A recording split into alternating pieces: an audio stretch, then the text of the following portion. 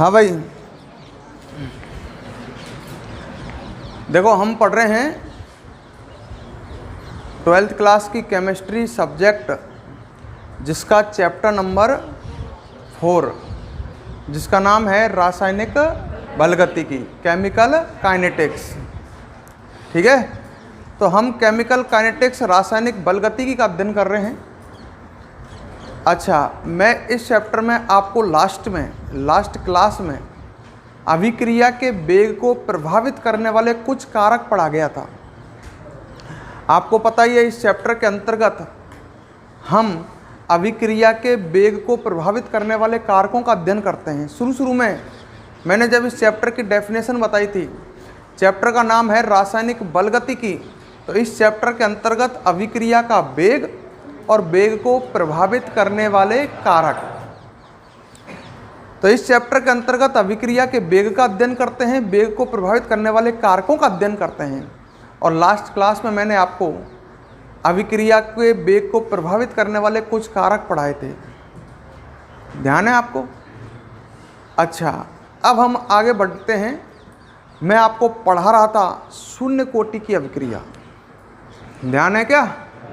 तो last class में हम शून्य कोटि की अभिक्रिया पढ़ रहे थे। इधर देखते चलो, तो लास्ट क्लास में हम शून्य कोटि की अभिक्रिया पढ़ रहे थे।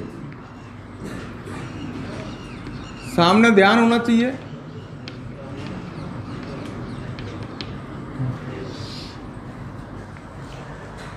हाँ भाई, शून्य कोटि की अभिक्रिया, कोटि आपको याद होगी, कोई अभिक्रिया है उसका दर नियम जो होता है, सही है?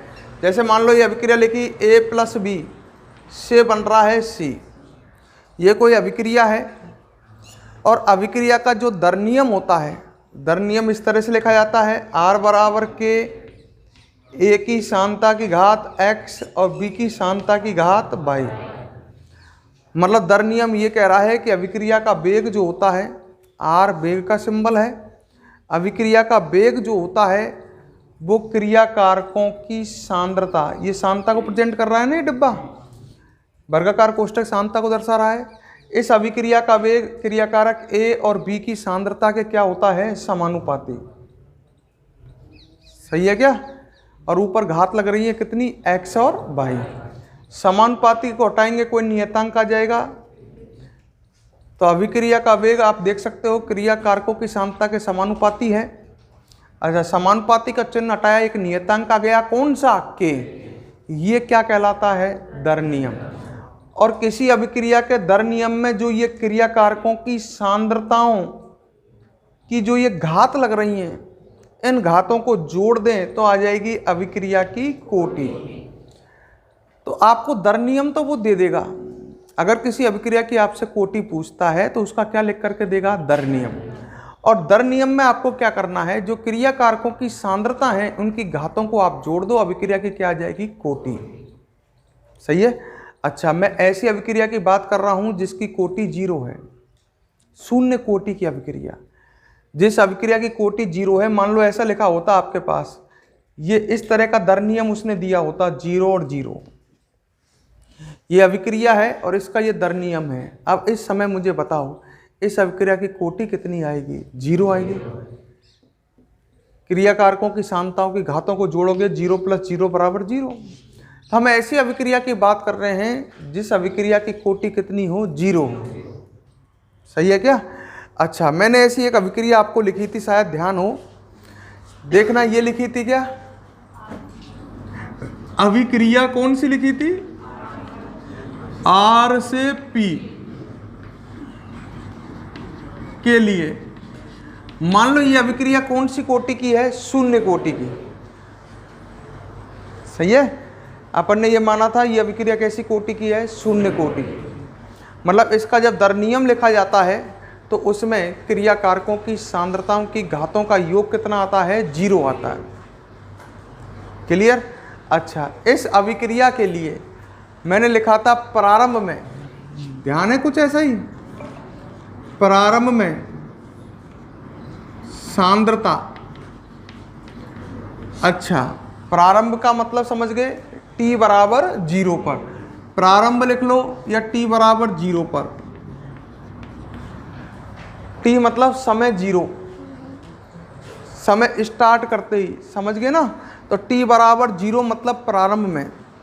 मैंने इनकी सांद्रता बताई थी, इसकी सांद्रता मानी थी मैंने कितनी, a। r तो क्रिया कारक है और p इस अभिक्रिया में कौन है, उत्पाद है। प्रारंभ में माना मैंने क्रिया कारक की सांद्रता कितनी ली है, a, और प्रारंभ में उत्पाद की सांद्रता तो 0 होगी। जब भी आप कोई भी रासायनिक अभिक्रिया कराते हो तो प्रारंभ में आप लेते कौन है, क्रिया कारक। प्रारंभ में क्रिया कारक ही तो लेते हैं हम, उत्पाद थोड़ी लेते हैं। क्रिया कारक लेते हैं, उससे उत्पाद बन जाता है। जब प्रारंभ में मतलब ये अभिक्रिया स्टार्ट नहीं हुई उस समय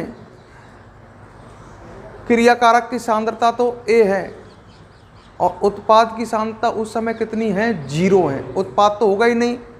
अच्छा, कुछ समय बाद मान लेते हैं वो समय है कितना, t समय, ऐसे किया था ना मैंने, t समय पश्चात, मतलब ये समझो कि कितना समय गुजर चुका है, t।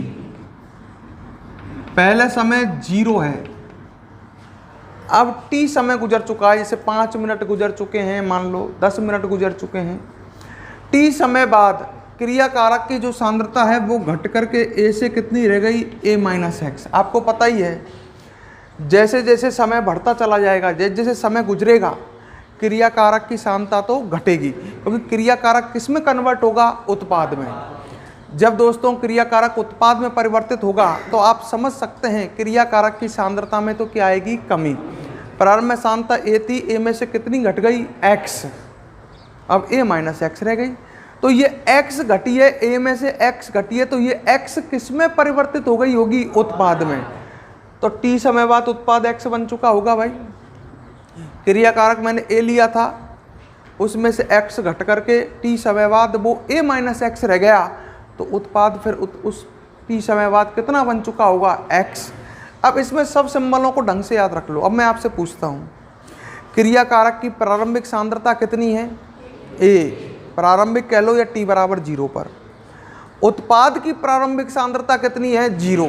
आपको पता ही है उत्पाद प्रारंभ में होता ही नहीं है, तो उत्पाद की सांद्रता प्रारंभ में 0 है, सही है। अच्छा, अब मैं आपसे पूछता हूँ t समय बाद क्रिया कारक की सांद्रता कितनी है, a-x, और उत्पाद की सांद्रता कितनी है, x। ये सिंबल काफ़ी काम आएंगे आपके आगे, इसलिए आपको दिमाग में होना चाहिए। कहीं मैं a लिखूं इसका मतलब समझ जाओ क्रिया कारक की प्रारंभिक सांद्रता। t समय बाद क्रिया कारक की सांद्रता a-x, प्रारंभ में उत्पाद की सांद्रता 0, t समय बाद उत्पाद की सांद्रता x। क्लियर। अच्छा, ये अभिक्रिया कौन सी मानी है अपन ने, शून्य कोटि की। तो इसका दो तरह से अपन क्या लिखने वाले हैं, वेग। एक वेग ऐसे लिख सकते हैं, r बराबर, ध्यान है का अभी थोड़ी देर पहले लिख रखा दर नियम, r बराबर के कोष्टक में किसकी सांद्रता, क्रिया कारक की। r लिख दूंगा, यहाँ क्रिया कारक आ रही है ना, और ऊपर बता घात कितनी लिखेगा, 0, सही है। अच्छा, ऊपर घात 0 आएगी तो यहाँ r की जगह ऊपर तो घात 0 ही आएगी, आपको पता ही है। कैसी अभिक्रिया है, शून्य कोटि की, और शून्य कोटि की अभिक्रिया का जो दर नियम होता है उसमें क्रिया कारकों की सांद्रताओं की घातों का योग कितना आता है, 0।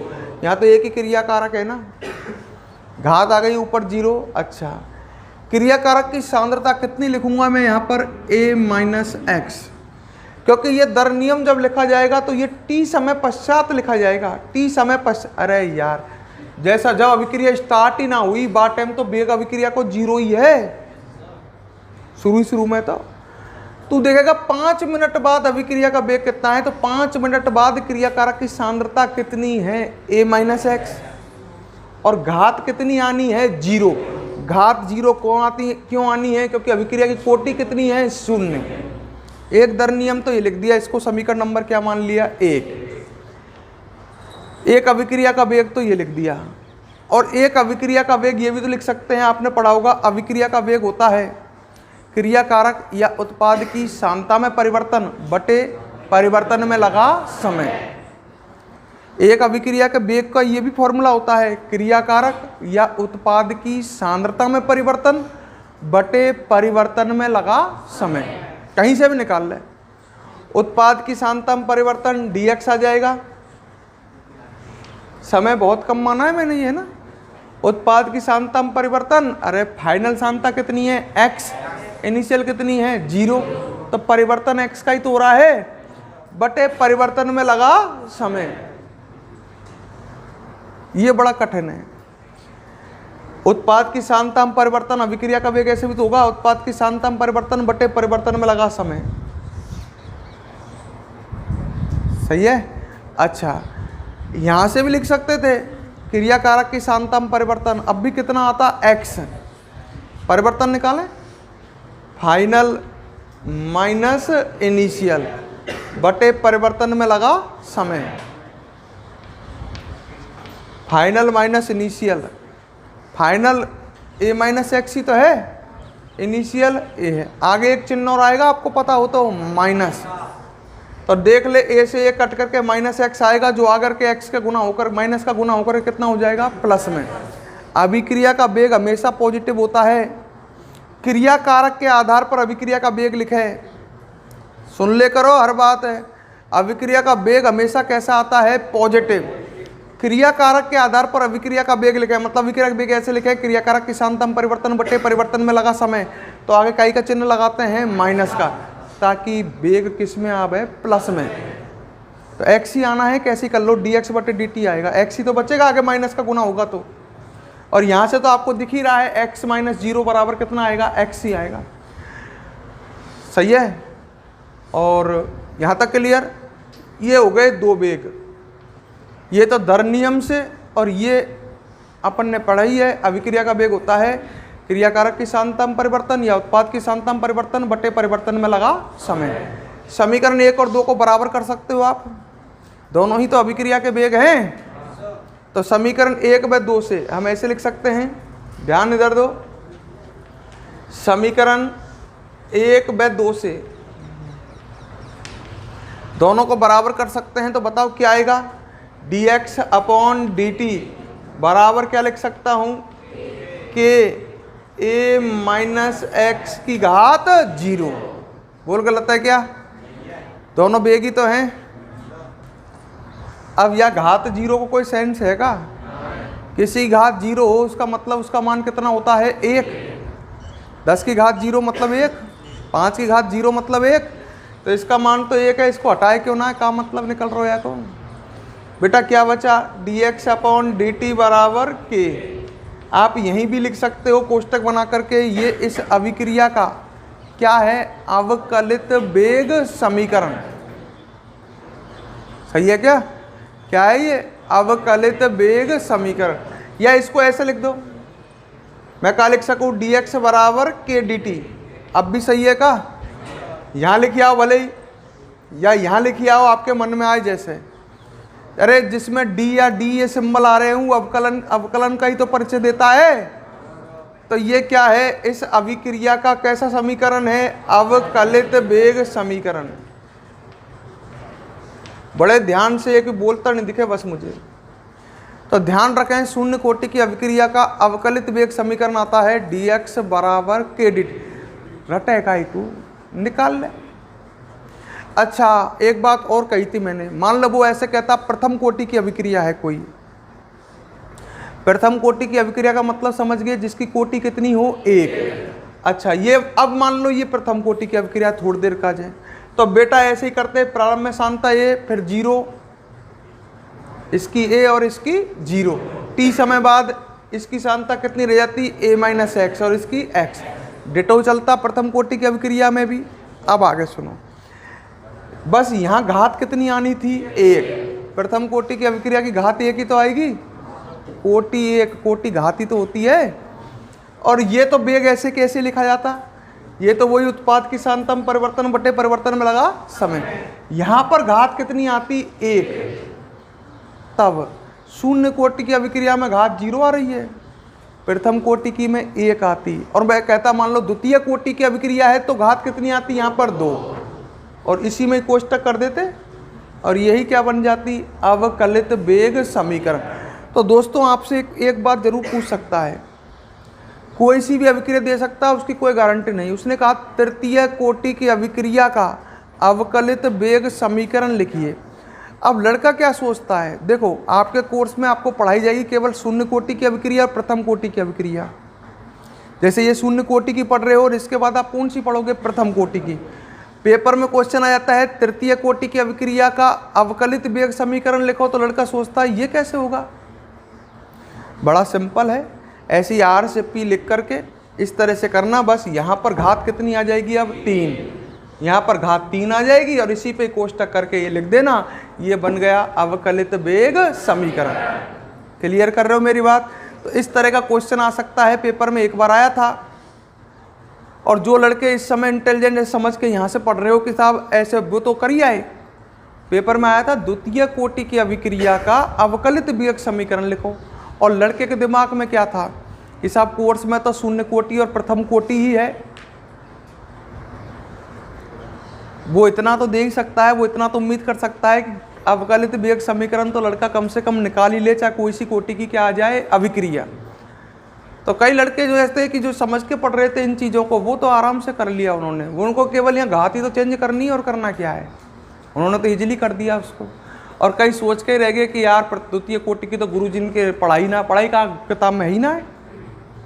तो इस तरह का क्वेश्चन आ सकता है। क्लियर, आगे बढ़ूँ। ये तो अवकलित वेग समीकरण है।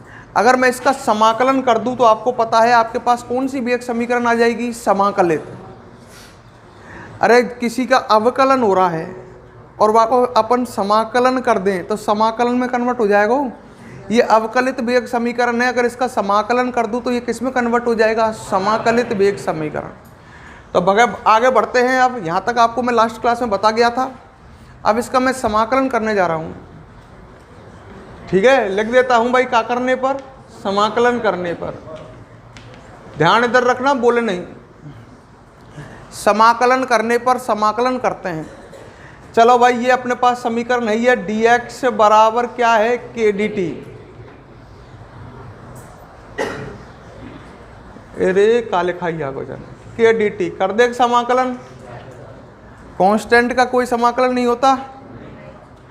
ये हमारे यहाँ लगाया हुआ मैंने चिन्ह, जो चीज परिवर्तनशील होती है उसी का तो समाकलन होता है।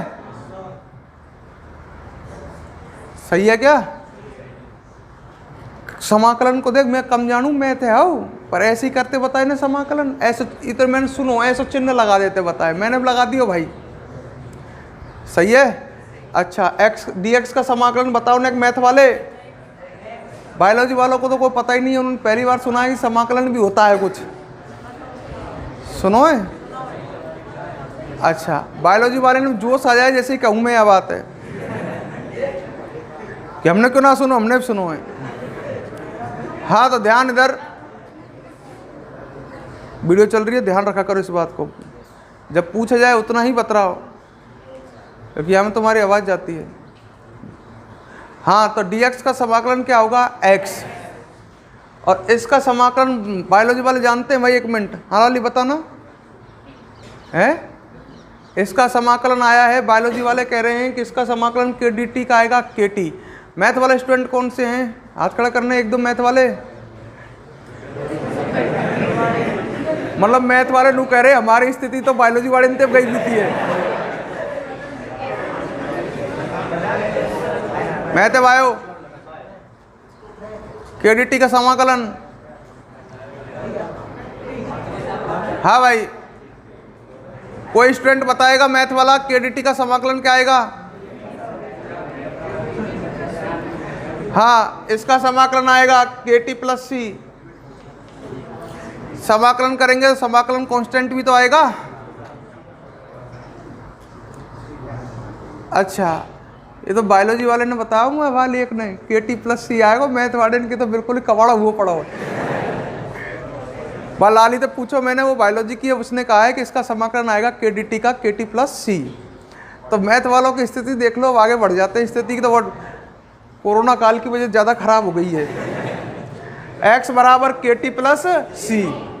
गलेडन 11वीं में सुनो ही ना है नाम। देख ले इधर, इसका समाकलन आएगा KT प्लस सी। सी है समाकलन नियतांक, हालांकि उसका मान 0 होने की वजह से कई क्या करते हैं, सी को लिखते नहीं है, क्योंकि सी का मान नॉर्मली कितना आता है, 0। तो KDT का समाकलन क्या बता देते हैं, KT, क्योंकि वास्तविक में KDT का समाकलन करोगे तो क्या आएगा, KT प्लस सी। हालांकि सी का मान कितना होता है, 0 होता है, समाकलन नियतांक है, इसका मान 0 आता है, इसलिए जी सी इसको लिखते नहीं है। वास्तव में तो आता है KT प्लस सी। अच्छा, अब मैं आगे बढ़ता हूं, सी का मान निकाल करके रखते हैं इसमें, वो तो 0 आना है आपको पता ही है, पर सी का मान फिर भी निकालते हैं। निकालें, ये समाकलित आ गई, समाकलन हो गया इसका, dx का समाकलन x आ गया और KDT का समाकलन हुआ तो KT प्लस सी आ गया। सही है। अच्छा, c का मान रखते हैं, तो c के मान को निकालने के लिए इस समीकरण में t का मान 0 करते हैं ताकि हमें c का मान मिले। जैसे ही मैं t का मान 0 करूंगा ये पूरा 0 हो जाएगा। अरे t बराबर 0 मतलब प्रारंभ में गया, शुरू में। जैसे मैं t का मान 0 करूंगा तो KT का मान 0 हो जाएगा ना, 0 का किसी में गुना होगा 0 हो जाएगा। t बराबर 0 होते ही x का मान भी तो 0 हो जाएगा। सोच ले, t बराबर 0 पर मतलब प्रारंभ में, x है उत्पाद की सांद्रता, प्रारंभ में 0 ही तो है ये, देख लेने दर। x क्या है, उत्पाद की t समय बाद सांद्रता, पर जैसे t बराबर 0 करूंगा तो उत्पाद की सांद्रता भी तो फट 0 हो जाएगी। t बराबर 0 पर उत्पाद की सांद्रता 0 ना आएगा शुरू में। जैसे मैं t बराबर 0 पर जाता हूं तो उत्पाद की सांद्रता x से तुरंत कितनी हो जाएगी, 0। सही है क्या? तो समझ लेना, t बराबर 0 पर x बराबर 0, बोल गलत है क्या? उधर समझाओ, जैसे समय का मान तू 0 पर पहुंचता है तो x का मान मतलब उत्पाद की सांद्रता भी कितनी हो जाएगी, 0। t बराबर 0 पर x बराबर 0, वैसे c बराबर भी 0। जब e भी 0 होगा, e पूरा 0 होगा तो x का मान, c का मान भी कितना आएगा, 0 ही आएगा। सही है का? तो c का मान निकल गया कितना है, 0। रख दे, या कोई समीकरण मान है तो समीकरण मान ले, नहीं डायरेक्ट लिख दूं मैं, काहे चक्कर पड़ रही है। पेपर में ऐसा ना आवे क्वेश्चन, अब रहवा दो, आ जाए कहीं मेरे सिर पड़ जाए, गले ने ऐसे रहे गुरुजी ने कहिए पढ़ूंगा ही ना अभी आया मैं। नॉर्मली आज तक कभी ऐसा क्वेश्चन नहीं आया है कि शून्य कोटि की अभिक्रिया के लिए समाकलित वेग समीकरण ज्ञात कीजिए। मैं तो ज्ञात करके बता रहा हूँ कि समाकलित वेग समीकरण क्या आएगा। सही है। तो क्या मैं सी को मान रख दिया, तूने कितना रखेगा तू, 0। तो x बराबर कितना आ जाएगा, KT। सी को मान ही तो निकाल रहा हूं मैं, और सी को मान पता लग गया कितना है, 0 है। कुछ लड़के क्या करते हैं, शॉर्टकट मार जाते हैं, इसका समाकलन किया x, और बायोलॉजी वाले KDT का समाकलन उनको पता रहता है क्या आता है, KT, तो डायरेक्ट लिख दें x बराबर KT। पूरा करें, KDT का समाकलन आता है KT प्लस सी। सी का मान ज्ञात करें और फिर समीकरण तैयार करें, x बराबर KT आ जाएगा भाई। सी का मान 0 है ना। ये कौन सी समीकरण है, समाकलित वेग समीकरण। कौन सी कोटि की अभिक्रिया की, शून्य कोटि की अभिक्रिया की समाकलित वेग समीकरण है। क्लियर है? हम कोई संशय है? अवकलित तो ये रही, समाकलित, समाकलित वेग समीकरण को, अवकलित को तो याद मत करो आप, पर समाकलित वेग समीकरण आपको याद होनी चाहिए। इस शून्य कोटि की जो अभिक्रिया होती है उसकी समाकलित वेग समीकरण है x बराबर KT, क्योंकि कई बार ये क्वेश्चनों में काम आपको पड़ेगा।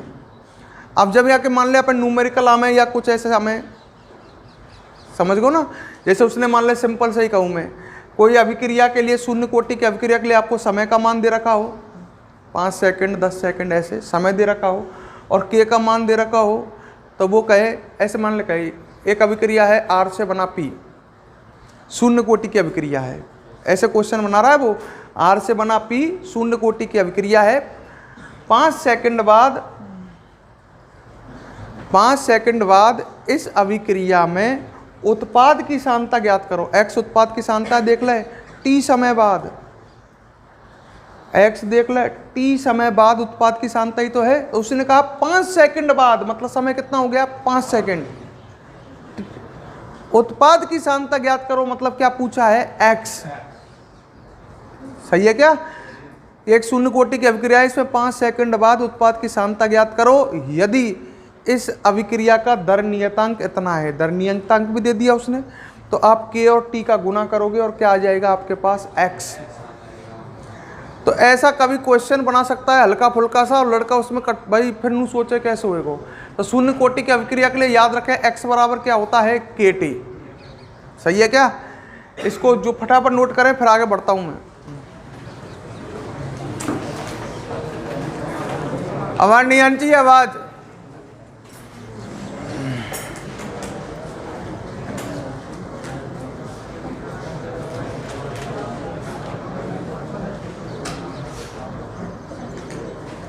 आवाज नहीं करें।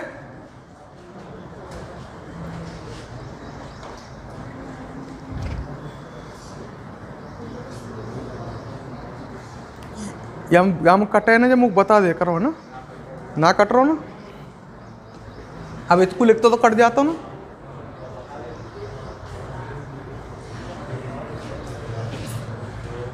जल्दी लिखें। तुम डाल दो ऐसे शून्य कोटि की अभिक्रिया और या नोट कर लो।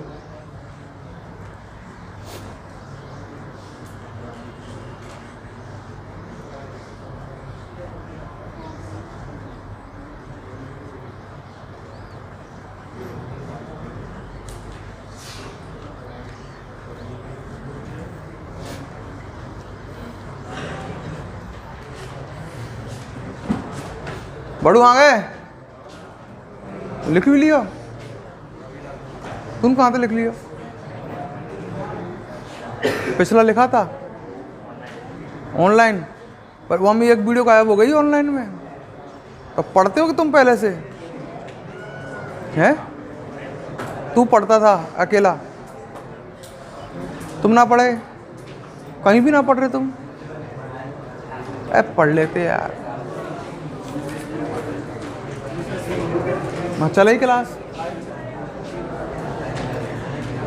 हाँ भाई, बड़े आ गए।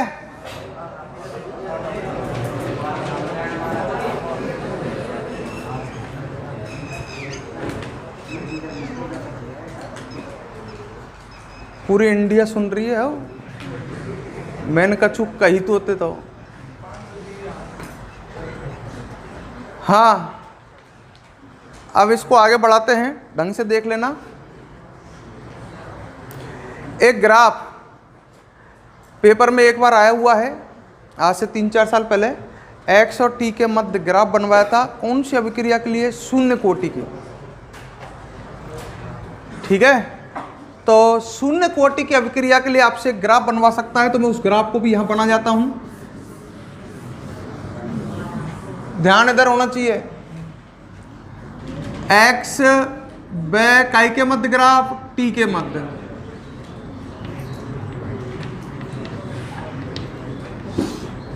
आज बहुत जोर तक इच्छा हो रही है ना। x व t के मध्य ग्राफ बनाते हैं। कौन सी अभिक्रिया है? शून्य कोटि। सिम्बलन मत भूल जाइए, मैं बार बार बता रहा हूँ। x है, t समय बाद, ये जितना भी t है, 5 सेकंड 10 सेकंड, t समय बाद x क्या है? उत्पाद की सांद्रता। तो एक तरह से वह उत्पाद की सांद्रता और समय के मध्य ग्राफ बनवा रहा है। उत्पाद की सांद्रता और किसके मध्य ग्राफ बनवा रहा है? समय के मध्य। कौन सी कोटि की अभिक्रिया में? शून्य कोटि की अभिक्रिया में। तो शून्य कोटि की अभिक्रिया के लिए उत्पाद की सांद्रता मतलब x व t के मध्य। क्लियर है ना? x है, t समय बाद उत्पाद की सांद्रता। अब बता, ग्राफ बनाने के लिए आपके पास समीकरण नहीं है, x बराबर kt। सही है का? हर जगह समाकलित भी एक समीकरण यूज में लेनी है, तो कहीं अवकलित तो मत लेके बैठ जाइयो। x बराबर kt ये है ये। अब एक बात देखो, x और t के मध्य ग्राफ बनाना है, तो इसमें ढंग से देख। ये समीकरण में x को ले लेता हूं, चल मैं y अक्ष पर। y अक्ष तो जानते होगा तू, ये y अक्ष है, ये कौन सी है? x है। तो y अक्ष पर तो ले लेता हूं x। x का मतलब समझ ले और लिख दूं कोष्टक में, काई की सांद्रता आई उत्पाद की, उत्पाद की सांद्रता है भैया, सही है का। और यहाँ पे x अक्ष पे कौन ले लूं, समय, ये अक्ष लिख रही है नीचे, हैनू कहीं का है, ये x अक्ष के बारे में लिख रहा है, x अक्ष पर ले लेता हूं कौन, समय, सही है। तो y अक्ष पे ही ले लियो, x अक्ष पे ही ले लियो, तो ये समीकरण कौन सी है, ये x बराबर kt, ये समीकरण है कौन सी, y बराबर mx की। बोल गलत है क्या, y बराबर mx की समीकरण ही तो है ही, x बराबर kt, x ले लिया y अक्ष पर, t ले लिया x अक्ष पर, तो ये इक्वेशन मैथ के अनुसार ये जो समीकरण है ये कौन सी समीकरण है, y बराबर mx की समीकरण है। और y बराबर mx की समीकरण का मैथ वाले बताते हैं, बनाते भी हैं, उसका ग्राफ इस तरह का आता है, y बराबर mx की समीकरण का ऐसा ग्राफ आता है जो कहाँ से स्टार्ट होता है, मूल बिंदु से। y बराबर mx की समीकरण का ग्राफ y अक्ष पे ये ले लिया, ये x अक्ष पे ले लिया समय, और y बराबर mx, ये y अक्ष पर है, ये x अक्ष पे, तो y बराबर mx की समीकरण इसका ग्राफ इस तरह का आता है, सरल रेखीय ग्राफ आता है। तो मैथ में अपन विभिन्न प्रकार की समीकरण देखते हैं ऐसी, और उनके लिए क्या पढ़ते हैं, ग्राफ। तो y बराबर mx की समीकरण जो होती है उसका ग्राफ ऐसा आता है, यहाँ पर ये m जो है वो इसका क्या होता है, ढाल, पढ़ा हो तो, ग्राफ का ढाल m, मतलब यहाँ पर इस ग्राफ का ढाल कौन है, k। अरे यार ये बन काय के मध्य बन रही है, x और t के मध्य, ये समीकरण इस तरह की है, ग्राफ इस तरह का आ गया, इसका ढाल ही तो है ये m, m क्या होता है, ढाल। तो इसका ढाल कितना है, यहाँ पर ढाल है k। तो ये इस तरह की समीकरण है आपके पास, स्ट्रेट लाइन। मैं कुछ बता देता हूँ आपको, फिर भी याद रहे तो देखो, कुछ समीकरण के बारे में बता देता हूँ, आप याद रखो भाई, क्या करें, मैथ ही पढ़ानी पड़ेगी हम मुझे। अगर आपको कहीं भी इस तरह की समीकरण मिल जाए, y बराबर mx,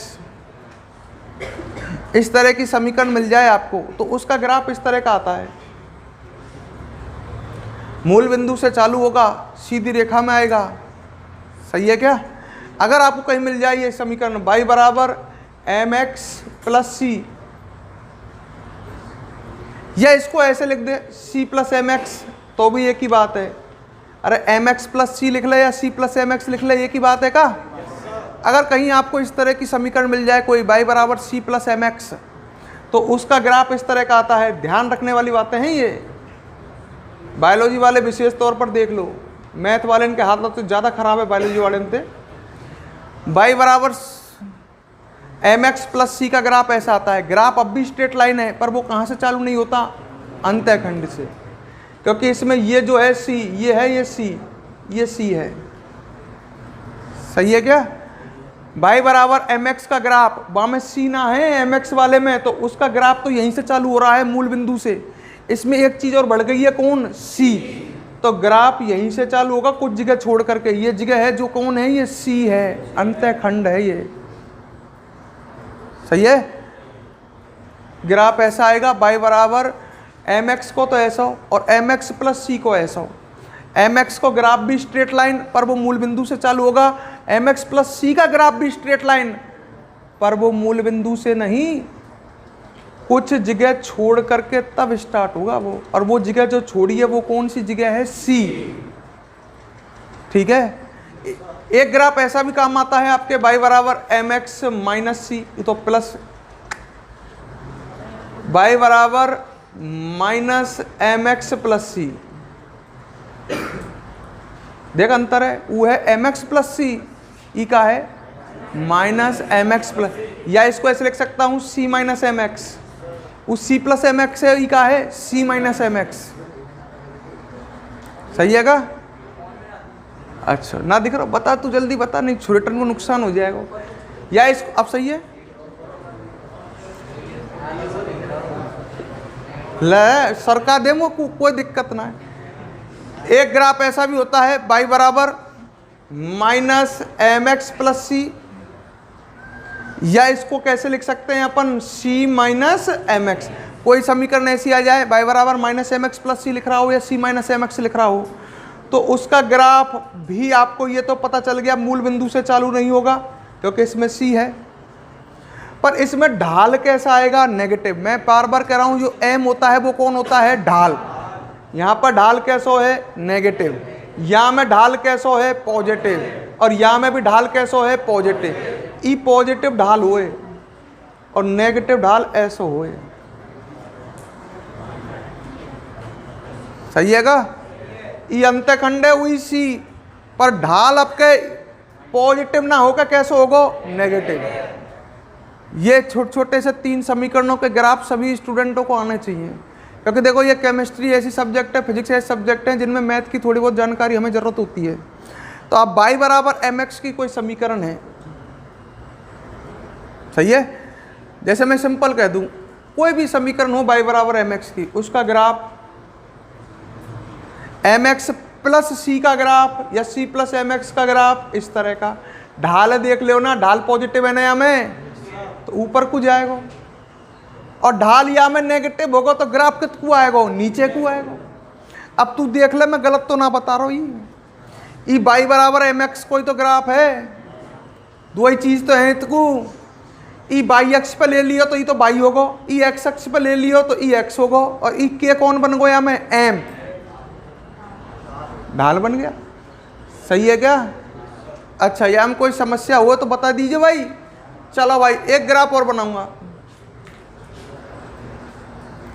एक ग्राफ तो ये हो गया, ध्यान इधर देना। अब पेपर में एक ग्राफ तो ये पूछा जा सकता है आपसे, x और t के मध्य। अब दूसरा ग्राफ AT व t के मध्य। यहां पर ग्राफों का बहुत तगड़ा खेल है भैया, तो ढंग से देख लेना। ग्राफ ने रटबे बैठ जाए कहीं नू बता, x और t के मध्य ग्राफ बताया आपको, समीकरण तो याद रहेगी y बराबर एम एक्स, x बराबर के टी होता है, सही है का। तो x बराबर के टी को ग्राफ खुद ही देख ले, y बराबर एम एक्स की समीकरण है, ग्राफ ऐसा आएगा, हम क्या याद करे तू यार। अच्छा, अब अगले पाया में एक ग्राफ और बना रहा हूं, AT व t के मध्य ग्राफ। पहले मैं क्लियर कर देता हूं AT क्या है। ई तो दिख ही रहेगो, ई सांद्रता है, सही है। ए लिख दे, आर लिख दे, मतलब समझ जा कौन की बात कर रहा है, क्रिया कारक। वो क्या करता है, कई बार सिंबल काम में लेता है, और क्रिया कारक का सिंबल वो कभी आर भी दे देता है, आर, समझ गो। कभी क्रिया कारक का सिंबल वो क्या भी दे देता है, ए। अभिक्रिया ऐसी भी तो मान सकता है वो ऐसे भी। तो आर ए ये सब सिंबल किसके लिए चलेंगे, क्रिया कारक।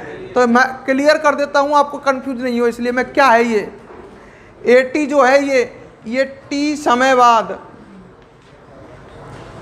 जिससे आपको दिक्कत नहीं आए, T समय बाद किसकी सांद्रता है, क्रिया कारक की। थोड़ा ध्यान, कोष्टक किसको प्रेजेंट कर रहे हैं, ये सांद्रता को, और T लिखा हुआ है, इसका मतलब है T समय बाद क्रिया कारक की सांद्रता है। सिंपल भाषा में कहूं A माइनस एक्स है। T समय बाद कॉपी में लिख रहा है क्रिया कारक की सांद्रता, मैंने A माइनस एक्स मानी है ना।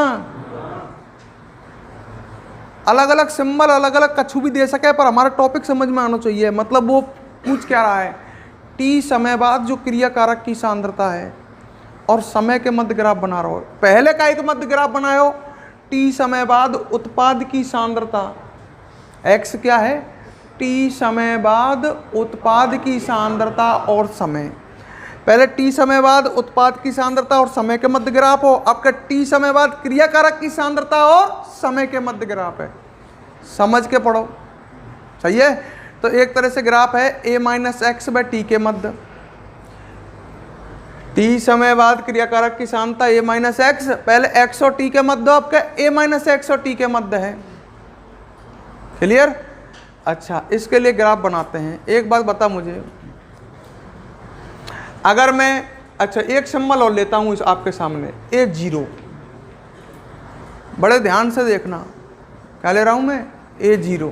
इसका मतलब समझ गया, t बराबर 0 पर मतलब प्रारंभ में क्रिया कारक की सांद्रता। सिंबल बताइए ना क्या को, मैंने कहा मानो A। सही है का? अरे सही है। अब एक बार बता, मैं अगर मैं A0 में से देख गलती भी हो सके मोते -AT कर दूं तो क्या बचेगा?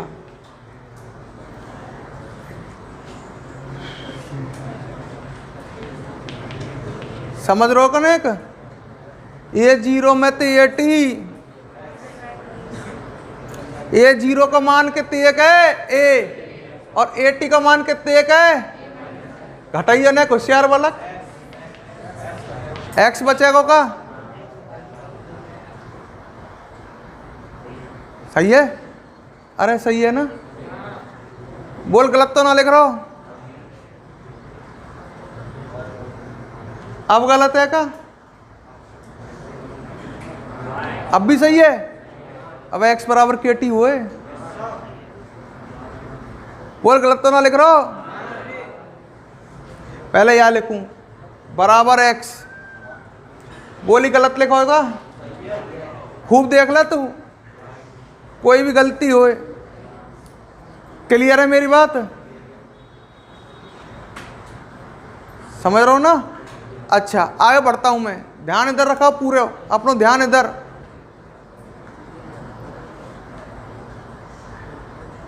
देखो आगे, अब मैं इसको ऐसे लिख सकता हूं, अतः लिख रहा हूं, समझ जाइए ना, एक मैं बात कठिन करता जा रहा हूं। बोल गलत तो ना लिखो, क्योंकि x बराबर KT पढ़ाओ तूने, x की जगह मैंने KT लिख दिया, कोई समस्या नहीं होनी चाहिए। सही है? अच्छा अब एक काम करूं, मैंने पक्षांतरण कर लूं, क्योंकि ग्राफ मुझे किस किस के मध्य बनाना है, AT और T के मध्य। तो AT तो सिंगल रखना है, मुझे बुद्धि लगी है खुद की, AT अकेला चाहिए ना। AT कौन से अक्ष पे लूंगा मैं, y अक्ष। दिमाग में एक बात और बैठा ले, ग्राफ बनावे जब समय तो तू कौन से अक्ष पर रखियो, x पे।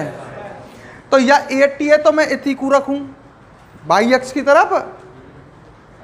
अरे y बराबर mx प्लस c, ऐसी कोई भी क्वेश्चन आवे तो y वालों तो इति को रहेगो। AT है तो इत को रखूं, और या पूरे कित को ले आऊं इधर को, क्या आएगा बता? बड़ी कठिन बात है, देखियो तुमको पता है बॉटन की कमी ना है यहाँ। -KT बराबर का बन जाएगा AT। रखूंगा मैं, अभी पलटूंगा या ऐसे पलटूंगा तो एक मैं चक्कर पड़। बोल गलत तो ना करो अब तक।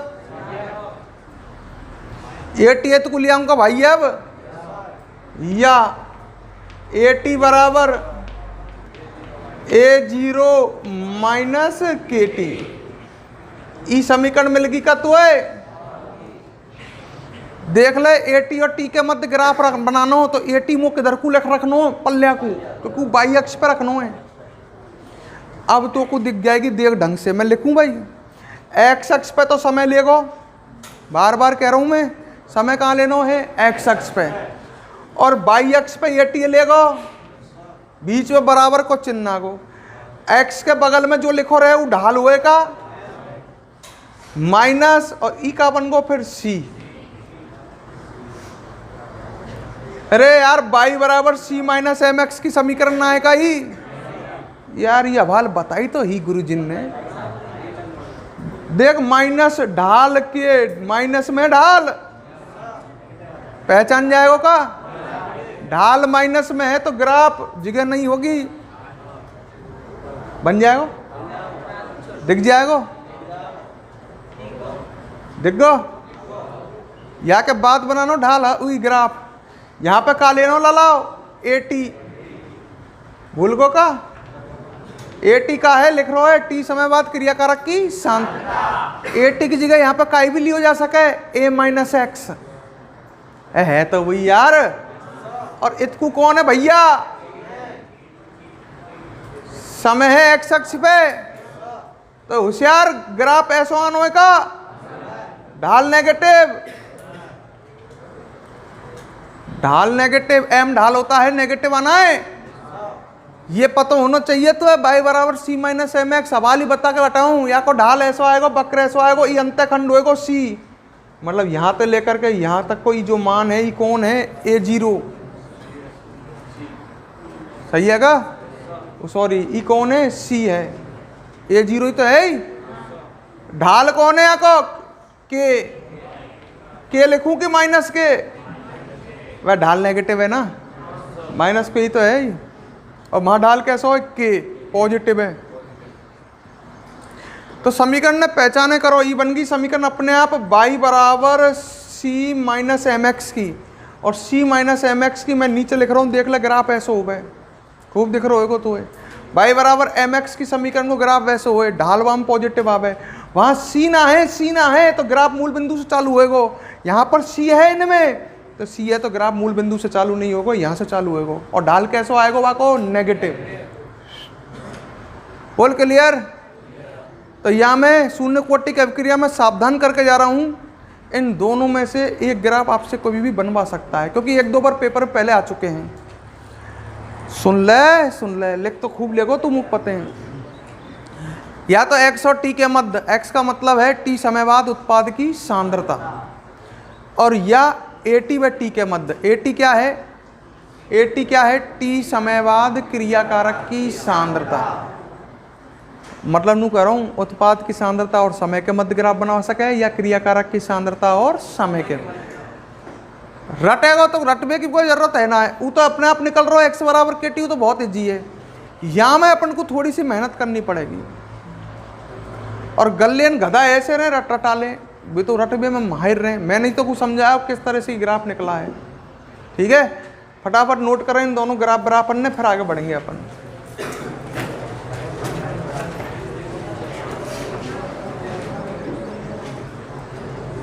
चलो भाई, छोड़ने को ऑर्डर आ गया है।